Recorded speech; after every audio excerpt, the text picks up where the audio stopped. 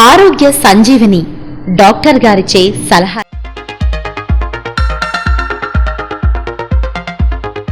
నమస్తే, welcome to our programme one TV health. ఈరోజు మనం చర్చించుకునే అంశాలు ప్రధానమైనటువంటి హెల్త్ ఇష్యూస్ ఏంటి, థైరాయిడ్కు సంబంధించి.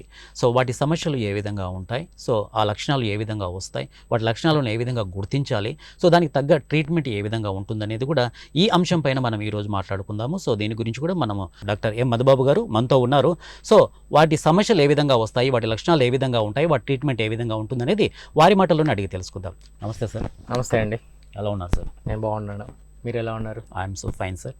థైరాయిడ్ సమస్య, సో థైరాయిడ్ లక్షణాలు గుర్తించడానికి అంటే ఒక పేషెంట్లో థైరాయిడ్ లక్షణాలు మనం ఏ విధంగా గుర్తించవచ్చు? సో థైరాయిడ్ వ్యాధులు చూసుకున్నట్టయితే రెండు రకాలు ఉంటాయండి, ప్రధానంగా రెండు రకాలు ఉంటాయి. ఒకటి హైపోథైరాయిడ్ వ్యాధి, ఇంకొకటి హైపర్ థైరాయిడ్ వ్యాధి. ఓకే. హైపోథైరాయిడ్ వ్యాధి అంటే పని చేయాల్సిన దానికన్నా తక్కువ పనిచేసే థైరాయిడ్ వ్యాధి. ఓకే. హైపర్ అంటే ఎక్కువగా పనిచేసే థైరాయిడ్ వ్యాధి. మనం కొంతమందికి అర్థమయ్యే భాషలో చెప్పాలంటే లావ్ అయ్యే థైరాయిడ్ వ్యాధి, మనిషిని సన్నా చేసే థైరాయిడ్ వ్యాధి అని చెప్తుంటాం. రెండు రకాలుగా ఉంటాయి. సో ఇప్పుడు హైపోథైరాయిడ్ వ్యాధి లక్షణాలు చూసుకుంటే, అంటే తక్కువ పనిచేసే థైరాయిడ్ వ్యాధి ఎలా ప్రెజెంట్ అవుతుందంటే, ఒకటి కొంత బరువు పెరగడము, ముఖ్యంగా ముఖం వాపు రావడము అండ్ కాళ్ళ వాపు రావడము, స్కిన్ డ్రైగా ఉండడము, ఇటువంటి చేంజెస్. ఇంకా నీరసం, ప్రధానంగా వీరంతా కూడా థైరాయిడ్ పేషెంట్స్ నీరసం అనేది కామన్ కంప్లైంట్ చెప్తుంటారు. అంటే త్వరగా అలసిపోవడము, బద్ధకంగా అనిపించడము, ఏ పని చేయాలనిపించకపోవడము, ఎక్కువగా నిద్రపోవడము, ఇటువంటి చేంజెస్. ఇంకా హెయిర్ ఫాల్ ప్రధాన సమస్య. అండ్ వారికి ఆకలి రూపంలో కూడా ఆకలి తక్కువ వేస్తుంది, మోషన్ సరిగా రాకపోవడం, అంటే మలబద్ధకము, ఇవి ఉంటాయి. అండ్ ముఖ్యంగా ఆడవారిలో చూసుకుంటే పీరియడ్ రిలేటెడ్ కంప్లైంట్స్ అంటే వారి ఋతుస్రావము రెగ్యులర్గా రాకపోవడము, ఇర్రెగ్యులర్, కొంతమంది చాలా ఫ్రీక్వెంట్గా వస్తుంది, కొంతమందికి 2 నెలలకు కానీ రాదు. సో అట్లా ఇర్రెగ్యులర్గా ఉండడము, ఇంకా బ్లీడింగ్ ఎక్కువ అవ్వడము, కొంతమందికి చాలా తక్కువ బ్లీడింగ్ అవ్వడము. సో ఇలాగా రకరకాలుగా ఉంటుంది. అండ్ కొన్నిసార్లు ప్రెగ్నెన్సీ పరంగా కూడా వారికి ప్రాబ్లమ్స్ రావచ్చు, అంటే ప్రెగ్నెంట్ అయ్యే అవకాశాలు కూడా థైరాయిడ్ పేషెంట్స్ తక్కువగా ఉంటాయి. ఓకే. సో ఈ విధంగా డిఫరెంట్గా. అండ్ కామన్గా చాలామంది థైరాయిడ్ పేషెంట్స్లో గొంతు వాపు కూడా ఉంటుందండి, దాన్నే గాయిటర్ అంటారు. సో కొన్నిసార్లు ఎటువంటి లక్షణాలు ఉండకపోవచ్చు, జస్ట్ కొంతమంది మీకు గొంతు వాపు ఉందండి, ఒకసారి థైరాయిడ్ చేయించుకోండి అని చెప్పగానే మనకు అక్కడ రిపోర్ట్స్ చూడగానే థైరాయిడ్ వ్యాధి బయటపడుతుంది. సో గొంతు వాపు రూపంలో కూడా మన థైరాయిడ్ వ్యాధి బయటపడవచ్చు. సో ఇది హైపోథైరాయిడ్ వ్యాధి సంబంధించిన లక్షణాలు అండి. హైపర్ థైరాయిడ్ వ్యాధి విషయానికి వస్తే, వీరిలో గుండెదడ, చెమటలు పట్టడము, చేతులు వణకడము, కళ్ళు ముందరికి పొడుచుకొని రావడము, చూపు సమస్యలు, ఇటువంటివి రావచ్చు. అండ్ ఆందోళన, నిద్రలేమి, ఒకటే భయము, ఇటువంటివి.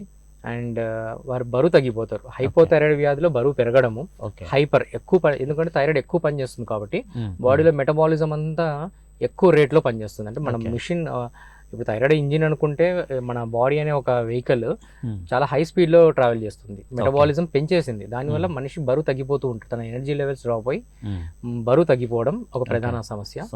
అండ్ దీనివల్ల అట్లా వదిలేస్తే వారికి బోన్ రిలేటెడ్ కంప్లైంట్స్, అంటే బోన్ వీక్ అవ్వడము, ఇంకా హార్ట్ ఎక్కువ వేగంగా కొట్టుకోవడం వల్ల హార్ట్ రిలేటెడ్ కంప్లైంట్స్ ఇవి రావచ్చు. అండ్ ఇందాక అనుకున్నట్టు పీరియడ్ ప్రాబ్లమ్స్, ప్రెగ్నెన్సీ ఇష్యూస్, ఇవన్నీ కూడా రావచ్చండి. సో థైరాయిడ్ ఒక పేషెంట్కి వచ్చిందంటే ఏ లోపం, అంటే ఏ కారణం చేత థైరాయిడ్ ఒక పేషెంట్కు అటాక్ అవుతుంది? కారణాలు చూస్తే ముఖ్యంగా ఆటో ఇమ్యూనిటీ అంటారండి. ఆటో ఇమ్యూనిటీ అంటే మన ఇమ్యూనిటీ అంటే ఏంటి? మనలో రక్త కణాలు ఉంటాయి, మన రక్తంలో తెల్ల రక్త కణాలు ఉంటాయి. అవి చేయాల్సిన పని ఏంటి? బయట నుంచి వచ్చే ఇన్ఫెక్షన్స్ని కానీ మనకు కొంత రక్షణ వ్యవస్థని ఇవ్వాలి. అది కొన్నిసార్లు ఈ ఇమ్యూన్ కణాలు కొంత గతి తప్పుతాయి, కొన్ని జెనెటిక్ కారణాల వల్ల కానీ ఇతరత్ర కారణాల వల్ల కానీ గతి తప్పి బయట నుంచి వచ్చే హార్మ్ఫుల్ ఏజెంట్స్ని డిటెక్ట్ చేయాల్సింది పొరపాటున మన బాడీనే ఫారెన్ బాడీ లాగా అనుకొని మన మీద రియాక్ట్ అవ్వడం స్టార్ట్ చేస్తాయి. అంటే ఈ ఇమ్యూనిటీ వెళ్ళి ఇమ్యూన్ కణాలు థైరాయిడ్ వెళ్ళి కూర్చొని అక్కడ డ్యామేజ్ చేస్తాయండి. దాన్ని ఆటో ఇమ్యూనిటీ. ఆటో అంటే మన మీదే పనిచేసే మన ఇమ్యూనిటీ. ఈ ఆటో ఇమ్యూనిటీ అనే ఒక స్వభావం వల్ల ఈ హైపోథైరాయిడిజం రావచ్చు, ఇంకా హైపర్ థైరాయిడిజం కూడా రావచ్చు. తర్వాత ఈ థైరాయిడ్ అంటే దాదాపుగా చిన్న ఏజ్ నుంచి పెద్ద ఏజ్ వరకు ఇది కనపడుతుందంటారా? సో వచ్చే అవకాశం ఉందంటారా? అంటే చిన్న ఏజ్ నుంచి పెద్ద ఏజ్ వరకు వచ్చే అవకాశం థైరాయిడ్ వ్యాధి ఈవెన్ మనకు పుట్టిన పిల్లలు కూడా రావచ్చు అండి. ఒకటి తల్లి ద్వారా రావచ్చు, కొంతమందికి అంటే పుట్టుకతో వచ్చే వ్యాధులు కూడా రావచ్చు, వంశపారంపర్యంగా వస్తుంది, వంశపారంపర్యంగా కూడా రావచ్చు. కొన్ని చాలా రేర్ అండి, వంశపారంపర్యంగా రావడం రేర్. బట్ కొన్నిసార్లు అయోడిన్ లోపం అంటాం. అయోడిన్ అనేది థైరాయిడ్ కి కావాల్సిన కీలకమైన మినరల్. తల్లిలో కానీ అక్కడ ఉన్న ఎన్విరాన్మెంట్ లో అయోడిన్ లోపం ఉందనుకుంటే పిల్లలకి పుట్టుకతో ఇది థైరాయిడ్ వ్యాధులు వచ్చే అవకాశాలు ఉంటాయి. ఈవెన్ కొన్ని రకాల అయోడిన్ డెఫిషియెంట్ ప్లేసెస్ ఉంటాయండి, ముఖ్యంగా మౌంటైనస్ రీజన్స్, కొండ ప్రాంతాలు. అక్కడ ఇప్పుడు జనరల్ గా మనం అందరం అయోడైజ్ సాల్టే వాడుతున్నాం. సో మనకు అయోడిన్ లోపం వల్ల థైరాయిడ్ వ్యాధులు రావడం అన్కామన్, అంత కామన్ కాదు. బట్ కొన్ని ప్రాంతాల్లో ఇప్పటికీ కొన్ని చోట్ల అయోడిన్ లోపం అనే సమస్యగా ఉంది. అటువంటి ప్రదేశాల్లో పిల్లలకు కానీ పెద్దలకు కానీ అయోడిన్ లోపం వల్ల థైరాయిడ్ వ్యాధులు రావచ్చు. సో ఈ విధంగా థైరాయిడ్ వ్యాధులు అనేవి పిల్లల దగ్గర నుంచి, పుట్టిన పిల్లల దగ్గర నుంచి పెద్దల వరకు అన్ని ఏజెస్ వారికి, ఈవెన్ ప్రెగ్నెన్సీలో కూడా కొన్ని రకాల థైరాయిడ్ వ్యాధులు రావచ్చు. సో ఇంకొక ప్రధానమైనటువంటి సమస్య ఏంటంటే ఈ థైరాయిడింగ్లో, ఈ థైరాయిడ్లో సో ఎంత ఉంటే మనకి ఇప్పుడు థైరాయిడ్ అటాక్ అయిందని చెప్పేసి అంటుంటారు. తర్వాత థైరాయిడ్ ఎంతవరకు ఉంటే అంటే ఒక హెల్దీగా ఉంటుంది, ఎంత మేర దాటితే మనకు థైరాయిడ్ అటాక్ అయినట్టు తెలుస్తుంది దీంట్లో? ఓకే, సో థైరాయిడ్ వ్యాధి వచ్చిందా రాలేదా, ఇంకా thyroid A type of thyroid వ్యాధి మనకు వచ్చింది అని తెలుసుకోవడానికి ఒక టెస్ట్ వాడతాం. దాని పేరే థైరాయిడ్ ప్రొఫైల్. అందులో 3 కాంపోనెంట్స్ ఉంటాయండి. ఒకటి TSH, T4, T3. ఈ TSH, T3, T4 వీటి బేస్ చేసుకొని మేము థైరాయిడ్ వ్యాధి వచ్చిందా లేదా, ఏ టైప్ ఆఫ్ థైరాయిడ్ అని చెప్తాం. సో ఈ TSH వాల్యూ కనుక హై ఉందనుకోండి, నార్మల్గా దాని వాల్యూ 0.5 నుంచి 4.5 వరకు ఉండాలి TSH వాల్యూ. అది హయ్యర్ సైడ్ ఉందనుకోండి, అంటే 10, 20, 30 అలా ఎక్కువ అయిపోయింది అనుకోండి, దాన్ని హైపోథైరాయిడిజం అంటాం. అంటే ఇదంతా కొంత రివర్స్గా ఉంటుంది. చాలా మంది పేషెంట్స్ కన్ఫ్యూజ్ అవుతుంటారు, నాకు వచ్చింది లో థైరాయిడ్ అంటున్నారు, అక్కడేమో థైరాయిడ్ TSH వాల్యూ ఎక్కువ ఉందంటారు. బాడీలో థైరాయిడ్ వ్యవస్థ అలాగే ఉంటుందండి, కొంత ఫీడ్బ్యాక్ ఇన్హిబిషన్ అనే ఒక మెకానిజం ద్వారా పనిచేస్తుంది. సో మీ TSH వాల్యూ కనుక పెరిగిపోయిందంటే మీకు హైపోథైరాయిడిజం, అంటే తక్కువ పనిచేసే థైరాయిడ్ వ్యాధి ఉన్నట్టు లెక్క. అది లో ఉందనుకోండి, 0.01 అట్లా 1 కన్నా 0.5 కన్నా తక్కువ ఉందనుకోండి, సో మీకు హైపర్ థైరాయిడ్ వ్యాధి ఉన్నట్లు లెక్క. ఆ విధంగా మనం గుర్తుపట్టచ్చు థైరాయిడ్ ఎంత ఉంది, ఏ మేర ఉంటే మనకు థైరాయిడ్ అటాక్ అయిందని చెప్పేసి దీన్ని మనం డయాగ్నోస్ చేయొచ్చండి. ఓకే, ఇక థైరాయిడ్ అంటే ఈ థైరాయిడ్ సమస్య అంటే ముందుగా గుర్తుకు వచ్చేది లేడీస్. సో స్త్రీలలో ఇది ఎక్కువగా సమస్య వస్తూ ఉంటుంది. అంటే ఇది ఎక్కువగా స్త్రీలలోనే సమస్య ఎక్కువగా వస్తుందంటారా, లేకపోతే జెంట్స్కి కూడా ఇది ఆటోమేటిక్గా అంటే ఈక్వల్గా ఉండే అవకాశం ఉందంటారా? సో ఎక్కువ అంటే ఈ లేడీస్లో ఎక్కువ వస్తుందంటారా, లేకపోతే జెంట్స్లో ఎక్కువ వస్తుందంటారా? యాక్చువల్గా లేడీస్లో జెంట్స్లో ఇద్దరికి రావచ్చు థైరాయిడ్ వ్యాధులు. కామన్గా లేడీస్కి వస్తాయండి, ఎక్కువగా కామన్గా లేడీస్కి వస్తుంటుంది. ఎందుకంటే దానికి కొన్ని కారణాలు ఉన్నాయి. అంటే ఈ ఆటో ఇమ్యూనిటీ అనేది ప్రిడామినెంట్గా లేడీస్కి ఎక్కువ అఫెక్ట్ అయ్యే అవకాశాలు ఉన్నాయి. దానికి స్పెసిఫిక్ రీజన్ అంటూ చెప్పలేము. ఆటో ఇమ్యూనిటీ అనేది ఆడవారిలో ఎక్కువగా చూస్తుంటాం. అంటే ఈవెన్ థైరాయిడే కాదు, ఆటో ఇమ్యూనిటీ వ్యాధి వల్ల కీళ్ళ జబ్బు రావచ్చు, అంటే రుమటైడ్ ఆర్థరైటిస్ అంటారు. టైప్ 1 డయాబెటీస్ అనేది కూడా ఒక రకమైన ఆటో ఇమ్యూన్ వ్యాధే. కొన్ని రకాల స్కిన్ ప్రాబ్లమ్స్, ఇవన్నీ కూడా ఆటో ఇమ్యూన్ వ్యాధులు. ఈ ఆటో ఇమ్యూన్ వ్యాధులు ఇంక్లూడింగ్ థైరాయిడ్ ఆడవారిలో ఎక్కువగా వస్తుంటాయి. ఈ ఆడవారిలో కూడా ఈ థైరాయిడ్ ప్రాబ్లం ఉండడం వల్ల కూడా ఈ ఋతుస్రావాలు సరిగా రాకపోవడము, సర్టన్ టైం రాకపోవడము అనేది ఇన్బ్యాలెన్సింగ్ జరుగుతుంటుంది. సో ఏంటి ప్రాబ్లం ఏంటి దానికి థైరాయిడ్? అవునండి, ఈ థైరాయిడ్ అనేది మన పీరియడ్ ఆడవారిలో ఈ పీరియడ్స్ని రెగ్యులేట్ చేస్తూ ఉంటుంది. అంటే ఇప్పుడు ఆడవారిలో మనం ఈ రిప్రొడక్టివ్ సైకిల్ చూసుకున్నట్టయితే వాటికి ప్రధాన హార్మోన్స్ ఈస్ట్రోజన్, ప్రొజెస్ట్రాన్, ఇంకా కొన్ని FSH, LH వంటి కొన్ని హార్మోన్స్ ఉన్నాయి. ఇవన్నీ కూడా వారి ఋతుక్రమాన్ని, ఇంకా ప్రెగ్నెన్సీలో నార్మల్గా సాఫీగా సాగిపోయేలాగా అంతా రెగ్యులేట్ చేస్తుంటాయి. ఈ థైరాయిడ్ అనేది వాటిని కంట్రోల్ చేస్తుంటుంది. థైరాయిడ్ నార్మల్గా ఉంది అంటే ఈ ఈస్ట్రోజన్ కానీ ప్రొజెస్ట్రాన్ కానీ ఆడవారికి సంబంధించిన పీరియడ్ సంబంధించిన హార్మోన్స్ ఒక సమతుల్యత ఉంటుంది. ఒకవేళ హైపోథైరాయిడ్గా కానీ అంటే థైరాయిడ్ బ్యాలెన్స్ దెబ్బతినిందంటే ఈ హార్మోన్స్ కూడా, ఈ పీరియడ్ సంబంధించిన హార్మోన్స్ కూడా అప్ అండ్ డౌన్ అవ్వడం వల్ల పీరియడ్ ప్రాబ్లమ్స్, అంటే పీరియడ్స్ ఫ్రీక్వెంట్గా రావడం కానీ, ఇర్రెగ్యులర్గా రావడము, కొంతమంది పీరియడ్ పూర్తిగా ఆగిపోవడం కానీ, అండ్ కొంతమందికి బ్లీడింగ్ ఎక్కువ అవ్వడము, అండ్ ప్రెగ్నెన్సీ అయ్యే ఛాన్సెస్ తక్కువ అవ్వడము, ఇవన్నీ కూడా థైరాయిడ్ వ్యాధుల వల్ల లీడ్ అవ్వచ్చండి. సో ఈ థైరాయిడ్ సమస్య వల్ల కూడా సంతానం కలగకపోవచ్చు అంటారు, కాస్త లేట్గా కలగవచ్చు అని చెప్పేసి మాట్లాడుతుంటారు. సో అది ఎంత మాత్రం నిజమంటారు దీన్ని? డెఫినెట్గా ఇప్పుడు మనం అనుకున్నట్టు ఆ, సంతానం ప్రాపర్గా అవ్వాలంటే అంటే ప్రెగ్నెన్సీ ఛాన్సెస్ ఉండాలంటే మనకు మెయిన్గా కావాల్సింది ఈ reproductive hormones, okay, estrogen, progesterone, ఇవన్నీ కరెక్ట్ టైంకి రిలీజ్ అవ్వడం, కరెక్ట్ మోతాదులో రిలీజ్ అవ్వడం, ఇవన్నీ జరిగితేనే వారు కన్సీవ్ అయ్యే అవకాశాలు ఉంటాయి. ఒకవేళ థైరాయిడ్ వ్యాధులు ఉన్నట్టయితే ఈ సైకిల్ అంతా ఈ హార్మోన్ బ్యాలెన్స్ అంతా దెబ్బతినే అవకాశం ఉంది. దానివల్ల ఇర్రెగ్యులర్ పీరియడ్స్ జరగడం, పూర్తిగా పీరియడ్స్ ఆగిపోవడము, వీటన్నిటి వల్ల అండ్ ముఖ్యంగా అండం కరెక్ట్ టైంకి రిలీజ్ అవ్వాలి. వారికి మంత్లీ పీరియడ్స్ అవుతున్నాయంటే అర్థం ఏంటంటే ఆ ఓవరీ ద్వారా నుంచి వచ్చే అండం అనేది మంత్లీ ఆ ఫలానా టైం రిలీజ్ అవ్వాలి.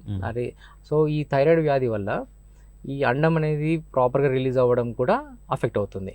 సో ఇవన్నీ కారణాల వల్ల పీరియడ్ ప్రాబ్లమ్స్ ఇంకా సంతానాలేమి ప్రాబ్లమ్స్ కూడా ఆడవారిలో మనం చూడొచ్చు. ఇంకా ఎటువంటి సమస్యలు చూడొచ్చు ఈ థైరాయిడ్ ప్రాబ్లం ఉన్న పేషెంట్స్లో? మనం ఇవే కాకుండా ఇంకా వేరే ప్రాబ్లమ్స్ అయినా అటాక్ అవ్వచ్చా? ఇంకా వేరే ప్రాబ్లమ్స్ అంటే ఈవెన్ మనకు పీసీఓడి రావచ్చండి. అంటే దీనే సెకండరీ పీసీఓడి అంటాం. సో పీసీఓడి చాలా మటుకు మనం ఊబకాయల్లో, కొంత డయాబెటీస్ ఉన్న వారిలో, ఇటువంటి వారిలో చూస్తుంటాం. సో ఇదే కాకుండా ఈ థైరాయిడ్ అబ్నార్మల్గా అన్కంట్రోల్ అయినప్పుడు కూడా మీకు ఓవరీలో వాటర్ బబుల్స్ చేరొచ్చు. వాటర్ బబుల్స్ అంటే దాన్నే మనం పీసీఓడి అంటాం. దీన్ని సెకండరీ పీసీఓడి అంటాం. Because of thyroid secondary PCOD అంటున్నాం ఇక్కడ. సో దీనివల్ల ఇంకా ఫర్దర్గా ఈ పీరియడ్ రిలేటెడ్ ఇష్యూస్ ఇవన్నీ రావచ్చు. అండ్ థైరాయిడ్లో ఇవే కాకుండా మీకు మానసిక ప్రాబ్లమ్స్ రావచ్చు. అంటే మెంటల్ రిలేటెడ్ చేంజెస్ లైక్ డిప్రెషన్కి one of the common reason thyroid అండి. ఇంకా హైపర్ థైరాయిడ్ వ్యాధిలో యాంగ్జైటీ ఉండొచ్చు, ఆందోళన గురవుతుంటారు. అండ్ ఈవెన్ మీకు చూసుకుంటే మతిమరుపు రావచ్చు థైరాయిడ్ వల్ల. హైపర్ థైరాయిడిజం వల్ల దీనివల్ల ఇవన్నీ జరగవచ్చు అంటారు. హైపోథైరాయిడిజం వల్ల కూడా జరగచ్చు, రెండిట్లో జరగచ్చు ఇవి. అసలు హైపోథైరాయిడిజం అంటే ఏంటి సార్? ఇది హైపోథైరాయిడిజం అంటే మనకు పనిచేయాల్సిన దానికన్నా థైరాయిడ్ వ్యాధి తక్కువ పనిచేయడం. ఓకే, దాన్ని హైపోథైరాయిడిజం అంటారు. సో దానికి సంబంధించినటువంటి ఈ ప్రధాన అంశాలు అన్నమాట, ఏవేమి ఎట్లా జరుగుతుంది అనేది. సో అంటే దాదాపుగా థైరాయిడ్కి సంబంధించినటువంటి సమస్యలు ఇవి.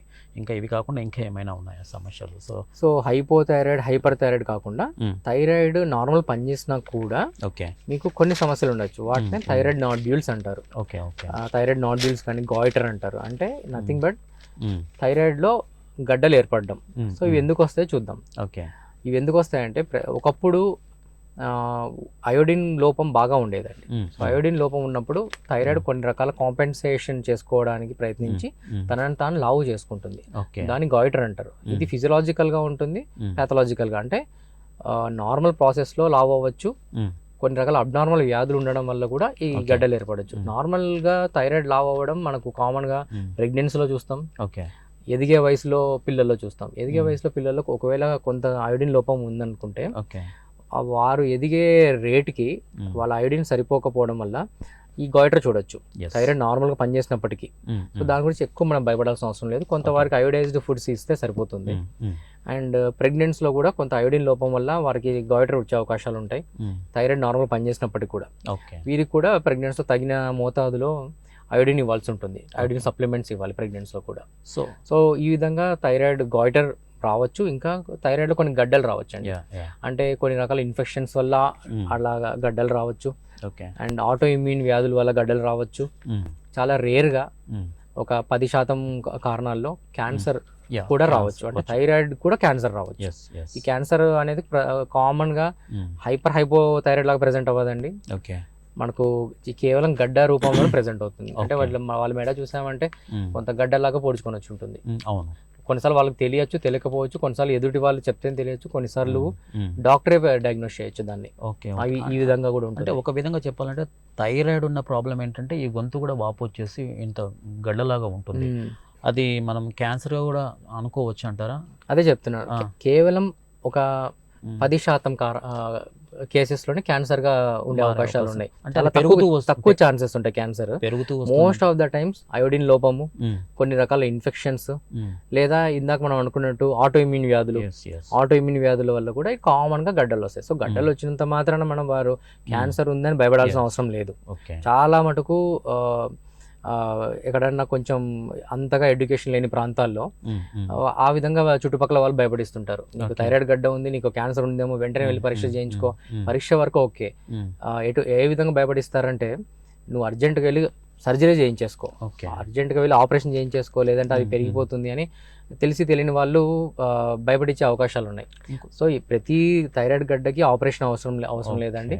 ఫస్ట్ ఎందువల్ల అది వచ్చిందో మీ ఎండోక్రాలజిస్ట్ని కానీ మీ దగ్గరలో ఉన్న డాక్టర్ని కానీ ఒకసారి కన్సల్ట్ అవుతే దానికి మూల కారణం కనుక్కుంటారు. కొన్నిసార్లు చిన్న అయోడిన్ సప్లిమెంటేషన్ వల్ల కానీ చిన్న థైరాయిడ్ టాబ్లెట్ వల్ల కానీ పూర్తిగా అది తగ్గుముఖం పట్టే అవకాశాలు ఉంటాయి ఈ థైరాయిడ్ గడ్డలు. సో ప్రతిదీ క్యాన్సర్ అనుకోవడానికి అవకాశం లేదు. క్షుణ్ణంగా పరిశీలించిన తర్వాతనే మనం ఆ కంక్లూజన్కి రావాలండి. ఓకే, ఇప్పుడు థైరాయిడ్ అనేది ఇప్పుడు ఇక్కడ వాపు మనకు బాగా కనపడుతుంది అంటారు. సో ఈ థైరాయిడ్ మామూలుగా ఉన్నప్పుడు ఈ విధంగా ఉంటుంది, తర్వాత అది క్యాన్సర్గా టర్న్ అవుతుంది అంటే మనకి ఏమైనా లక్షణాలు కనిపిస్తాయి అంటారా? పెద్దగా వేరే లక్షణాలు ఏమి ఉండవు, కేవలం ఒక గడ్డ రూపంలోనే వస్తుంది క్యాన్సర్ కూడా. అంటే ఇందాక మనం అనుకున్నట్టు ఈ గడ్డలు అనేవి కామన్ గా ఎదిగే వయసులో రావచ్చు, కొన్ని రకాల మైల్డ్ డిసీజ్ వల్ల అంటే అంత ప్రమాదం లేని వ్యాధుల వల్ల గడ్డలు రావచ్చు, క్యాన్సర్ వల్ల కూడా గడ్డల రూపంలో వస్తాయి. కాబట్టి ప్రతి గడ్డని మనము క్యాన్సర్ అని అనుకోవడానికి లేదు, అలా అని కొట్టిపడడానికి కూడా వెళ్ళలేదు. జస్ట్ మీరు చేయాల్సిందల్లా గడ్డలు కనుక ఉంటే ఎండోక్రాలజిస్ట్ని కానీ మీ దగ్గరలో డాక్టర్ కానీ మంచి డాక్టర్ కానీ కలవండి. వారు దాన్ని పరిశీలించి దీనికి సింపుల్ టెస్ట్లు అవసరం అయితే మరింత లోతుగా దీన్ని పరిశీలించాలా అనేది వారు డిసైడ్ చేస్తారు. సో మాకు చాలా మటుకు గడ్డలతో ప్రజెంట్ అవుతారు మాకు. సో వారి కొన్ని రకాల పరీక్షలు లైక్ అల్ట్రాసౌండ్ కానీ లేదా కొన్నిసార్లు చాలా రేర్గా సూది పరీక్ష అంటాం థైరాయిడ్కి, ఇటువంటి చేస్తే సింపుల్గా మనకు అర్థమైపోతుంది ఇది నార్మల్గా వచ్చిన థైరాయిడా లేదంటే ఏదన్నా క్యాన్సర్ అనుకోవాలా అనేది. సో క్యాన్సర్ అనేది చాలా రేర్గా చూస్తామండి. సో ఈ విధంగా ఈ పరీక్షల్లో మనకు తెలిసిపోతుంది. సో లాస్ట్ క్వశ్చన్ సార్, ఇది థైరాయిడ్కి సంబంధించి థైరాయిడ్ పేషెంట్స్ ఎటువంటి డైట్ తీసుకుంటే బాగుంటుంది? మంచి ప్రశ్న అండి.